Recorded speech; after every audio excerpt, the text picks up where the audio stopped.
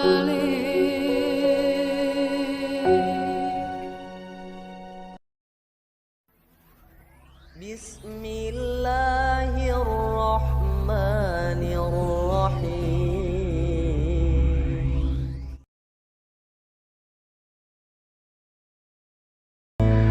Rabbi shrah li sadri wa yassir li Di dalam amri. kitab Kasful Ghaibiyah misalnya, sesungguhnya Allah menciptakan Adam Safiyullah berasal dari tanah tembikar yang diberi bentuk. Setelah diberi bentuk tanah tembikar itu, kemudian Allah tiupkan ruh ke dalam tanah tembikar itu. Ruh itulah Nur Muhammad. Nur Muhammad itulah ruh Muhammad. Hanya beda nama, tetapi aslinya adalah satu. Nur Muhammad ditiupkan, ditempatkan pertama sekali dari semua anggota tubuh yang ada. Di datu Adam, anggota tubuh yang pertama ditempatkan Nur Muhammad ada di otaknya. Selama 100 tahun lamanya, Nur Muhammad ini bertengger di otaknya Adam Safiyullah, datuk kita itu. Apa maksudnya? Agar datuk kita Adam Safiyullah bisa membaca tentang sifat-sifat Allah, tentang kuasa Allah, tentang kebesaran Allah. Kemudian Allah pindahkan lagi Nur Muhammad di otaknya menuju ke matanya.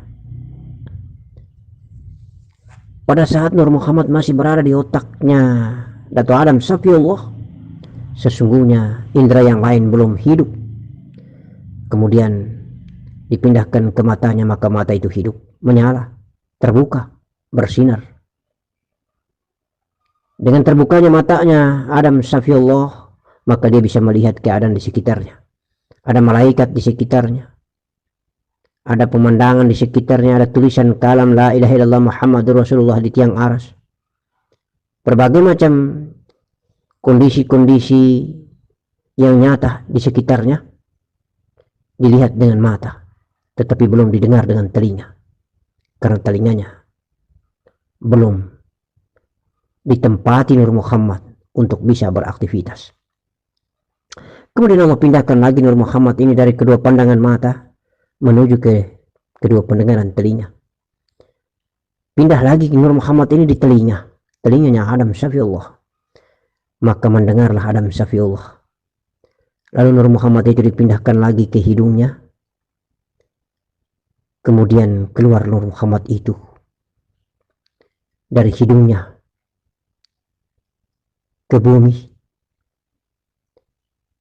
Maka bersinlah hidung itu, tandanya bahwa ada terganjal bahan baku buatan Dato' Adam Safiyullah berupa tanah. Maka dalam syariat diajarkan kepada kita, apabila kita bersin, Dato' Adam dan turunannya kalau bersin ucapkannya arhamkullah. Sedangkan kalau perempuan dijawab arhamkillah. Insyaallah kemudian Nur Muhammad ini dipindahkan lagi ke jantung hatinya. Lalu Nur Muhammad ini menetap di jantung hati, kemudian berdegup jantung itu. Hiduplah jantung itu. Dipindahkan turun lagi Nur Muhammad ini ke perut, maka hiduplah perut itu. Sehingga kita ini jangan heran kalau rasa lapar itu karena gerakan rasa.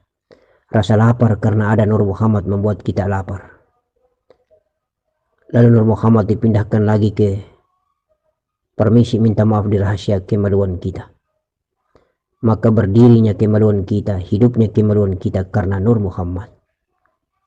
Kemudian di betis kaki kita pindah sampai terakhir di tumit kaki kita. Kalau perempuan mentoknya hanya sampai di betis kaki mereka.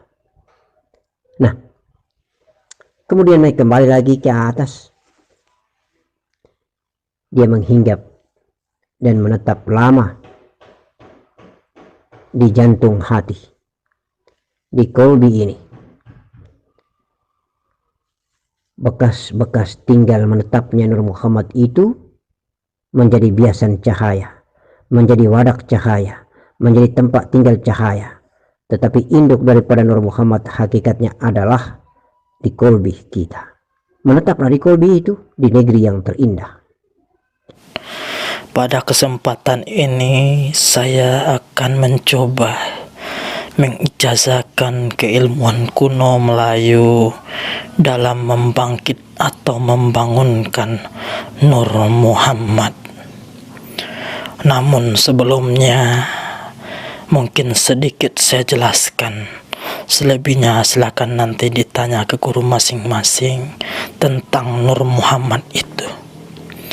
Baiklah saudaraku, Nur Muhammad adalah nur pertama kali dicipta oleh Allah Subhanahu wa Ta'ala sebagai cikal bakal segala ciptaan di langit dan di bumi.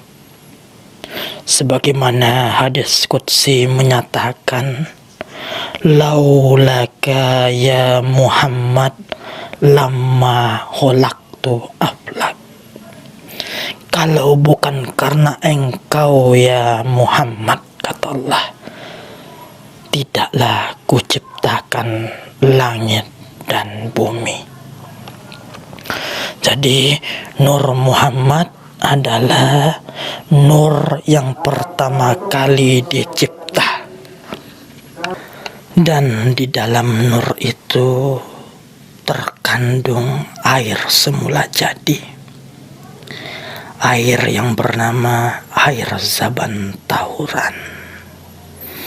Di nur tersebut tertitip 99 sifatullah. Maka dengan 99 sifatullah tersebut, Nur Muhammad menjadi sesuatu yang sangat luar biasa sebagai cikal bakal semesta, cikal bakal bumi dan langit dan segala makhluk yang ada di sejagat raya ini. Maka wajar dan haruslah seluruh makhluk bakal tunduk kepada Nur Muhammad. Maka dari itu saudaraku semua, andaikan Nur Muhammad benar-benar bangun di ruh dan jasad saudaraku, maka seluruh makhluk langit dan bumi bakal tunduk kepada saudaraku semua.